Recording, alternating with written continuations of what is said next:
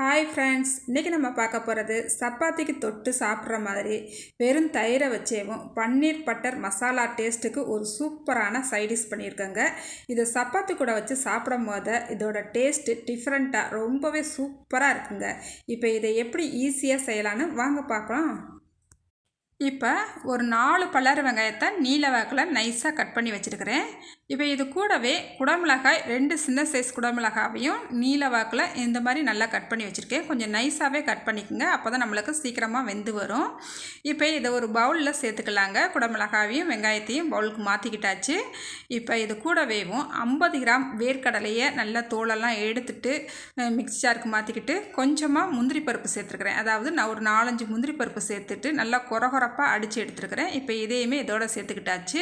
இப்போ இது கூடவே ஒரு 3/4 ஸ்பூனுக்கு வத்தப்பொடி சேர்த்துக்கலாம், 1/2 ஸ்பூனுக்கு கரம் மசாலா சேர்த்துக்கலாங்க.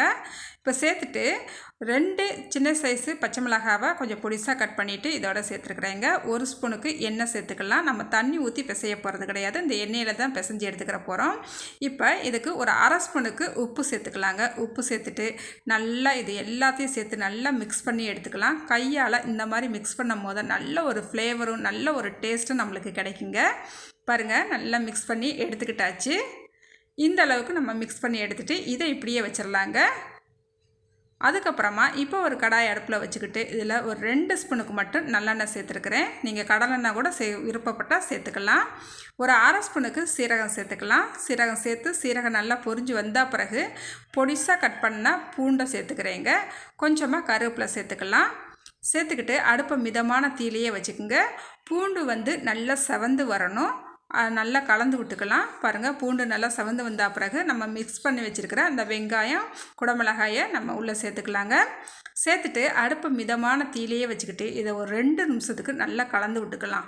பொறுமையாக கலந்து விட்டுக்குங்க. அடுப்பை மிதமான தீயிலேயே வச்சுக்கோங்க.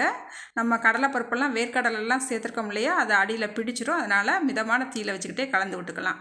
இப்போ இதில் ஒரு 1/4 ஸ்பூனுக்கு மஞ்சத்தூள் சேர்த்துக்கலாம். ஒரு 1/2 ஸ்பூனுக்கு கடலை மாவு சேர்த்துக்கலாம். கடலை மாவும் மஞ்சத்தூளும் சேர்த்தா பிறகு நல்லா கலந்து விட்டுக்கலாம்.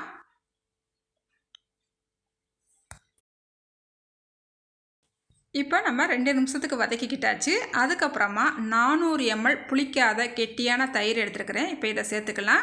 கொஞ்சமாக அந்த தயிர் இந்த பவுலை மட்டும் அலசிட்டு கொஞ்சமாக தண்ணி சேர்த்துருக்குறேன். தண்ணி சேர்த்துட்டு நல்லா கலந்து விட்டுக்கலாம். நம்ம இதுக்கு எக்ஸ்ட்ரா தண்ணியெல்லாம் சேர்க்க வேண்டாம். இந்த தயிர்லேயே தான் இந்த வெங்காயமும் இந்த குடமிளகாயும் நம்மளுக்கு வெந்து வருங்க. அடுப்பை மிதமான தீயிலேயே வச்சுக்கோங்க. நல்லா கலந்து விட்டுக்கலாம். இந்த நேரத்தில் உப்பெல்லாம் கரெக்டாக இருக்கான்னு ஒரு தடவை செக் பண்ணிக்கோங்க. நான் இப்போ இதை செக் பண்ணிக்கிட்டேன். உப்பு காரம்லாம் கரெக்டாக இருக்குது. இப்போ இதை மூடி வச்சு ஒரு 5 நிமிஷத்துக்கு அப்படியே விட்டுடலாங்க. மிதமான தீயில் விட்டுட்டு பாருங்கள், ஓப்பன் பண்ணி பார்த்தோம்னா நல்ல எண்ணெய் பிரிஞ்சு சூப்பராக செம்ம வாசனையாக நம்மளுக்கு ரெடி ஆயிடுச்சுங்க. இப்போ கொஞ்சமாக மல்லி இலை தூவிட்டு அடுப்பை ஆஃப் பண்ணிடலாம். இப்போ நம்மளுக்கு இந்த சைடிஷ் ரெசிபி சூப்பராக ரெடி ஆயிடுச்சுங்க. அப்படியே சப்பாத்தியோடு வச்சு சாப்பிடும் போது ஒவ்வொரு வாய் சாப்பிடும் போதையும் ஒவ்வொரு தடவையும் ருசித்து சாப்பிடுவீங்க. இதோட டேஸ்ட்டு வேறு லெவலில் இருக்குங்க. நீங்கள் அடுத்து சப்பாத்தியெல்லாம் செஞ்சீங்கன்னா இந்த மாதிரி தான் சைடிஷ் செய்யணும்னு நினைப்பீங்க. ஏன்னா இதோட டேஸ்ட்டு உங்களுக்கு ரொம்ப ரொம்ப பிடிக்குங்க. டிஃப்ரெண்ட்டான டேஸ்ட்டான இந்த சைடிஷ் ரெசிபியை நீங்கள் ஒரு தடவையாவது ட்ரை பண்ணி பாருங்கள். ட்ரை பண்ணிவிட்டு எப்படி வந்துச்சுன்னு மறக்காமல் கமெண்ட்டில் சொல்லுங்கள். இந்த வீடியோ உங்களுக்கு பிடிச்சிருக்குன்னு நம்புகிறேங்க. வீடியோ பார்க்குற நீங்கள் லைக் அண்ட் ஷேர் பண்ணுங்கள். புதுசாக என்னோடய வீடியோவை நீங்கள் பார்க்குறவங்களா இருந்தால் மறக்காமல் என்னோடய சேனலை சப்ஸ்கிரைப் பண்ணிவிடுங்க. அடுத்த ஒரு வீடியோவில் பார்க்கலாங்க. பாய்.